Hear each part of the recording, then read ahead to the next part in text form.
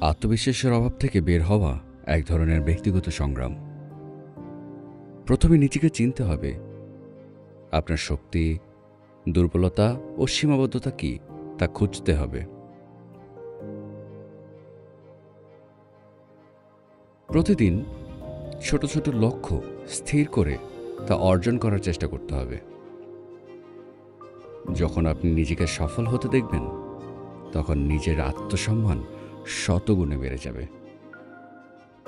তবে নেতিবাচক চিন্তা দূর করে ইতিবাচক চিন্তা ও কাজের উপর বেশি মনোযোগ দিতে হবে।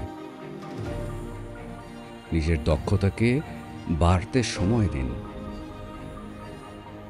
এবং প্রয়োজনে সঠিক পরামর্শ নিতে চেষ্টা করুন। যদিও ভুল হয়ে যায়, সে ভুল থেকে শিখুন। নিজেকে দোষারোপ না করে সামনে এগিয়ে যান। সাফল্যের পথে ব্যর্থতা তো আসবেই, কিন্তু সেগুলোকে শিক্ষা হিসেবে গ্রহণ করতে হবে।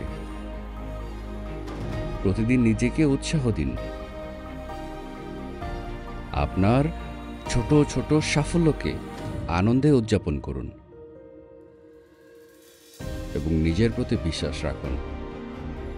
এভাবেই নিজের আত্মবিশ্বাসে আপনি বৃদ্ধি পাবেন এবং আপনি নতুন উচ্চতায় পৌঁছাতে পারবেন।